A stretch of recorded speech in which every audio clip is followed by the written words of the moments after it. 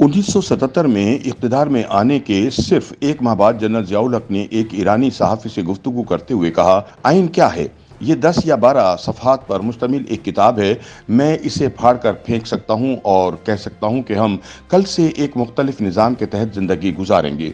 अक्टूबर 1999 में इक़्तिदार के तख्त पर बैठने वाले जनरल परवेज़ मुशर्रफ ने ऐलान किया था कि मेरे ख्याल से आइन सिर्फ एक कागज़ का टुकड़ा है जिसे रद्दी की टोकरी में डाल देना चाहिए। इन दोनों साहिबान ने आइन को इस रोशन मुस्तकबिल की राह में रुकावट समझा जो उन्होंने पाकिस्तान के लिए देखा था।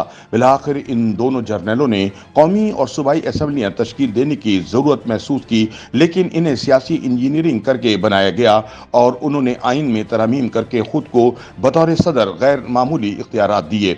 दूसरे अल्फाज में कहा जाए तो इन तरामीम ने इन्हें आइन में मौजूद एहतिसाब के अमल से मुस्तस्ना करार दे दिया था। इन दोनों जर्नलों के हामियों के लिए इन दोनों से ज़्यादा अहम कुछ नहीं था।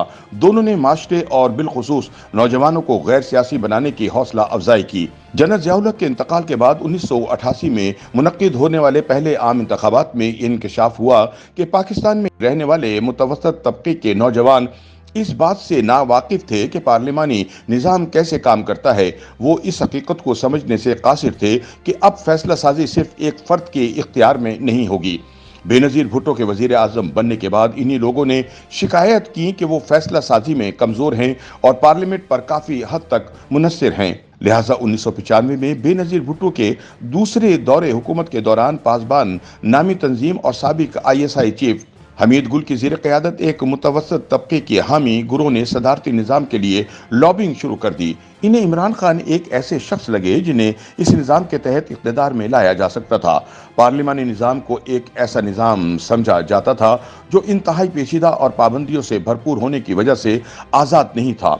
पासबान और जनरल हमीद गुल फैसला साजी के अहल एक ऐसे फ़र्द को बरसरे इक़्तिदार देखना चाहते थे जो अपनी मकबूलियत की बुनियाद पर सदर मुंतखब हो सकें और पार्लियामेंट और आइन जैसी चीज़ें उनकी राह में रुकावट ना बने। लेकिन ये उनकी कम फहमी थी, क्योंकि सदारती निज़ाम के तहत बनने वाली हुकूमत में भी पार्लियामेंट, सेनेट और मजबूत आइन जैसे अनासिर मौजूद होते हैं।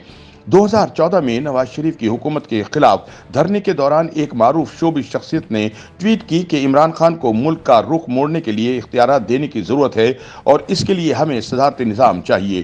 चुनांचे जब कोई सदारती निज़ाम की बात करता है तो आम तौर पर उन लोगों का मतलब आमरीत के करीब तर निज़ाम होता है जिसमें इख्तिदार बस एक शख्स के पास हो जिसका आइन या पार्लियामेंट के तहत एहतिसाब नहीं हो सकता, या फिर ऐसी तरमीम कर दी जाती हैं जिसकी वजह से हुक्मरान को आज़ादी मिल जाती है जिससे वो जो चाहे कर सकता है।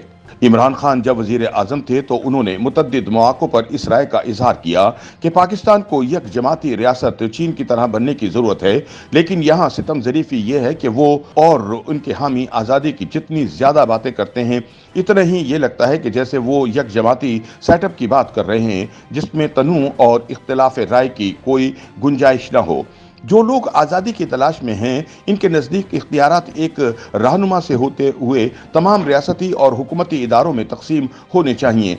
मुज़ाकरात और बहस मुबाहिसे से हासिल होने वाले इत्तफ़ाक़ राय की हौसला शिकनी की जानी चाहिए, क्योंकि इससे मामलात सुस्त रवि का शिकार हो जाते हैं या बदतर हालात में इनके रहनुमा के फ़हम व फरासत की भी नफ़ी हो सकती है।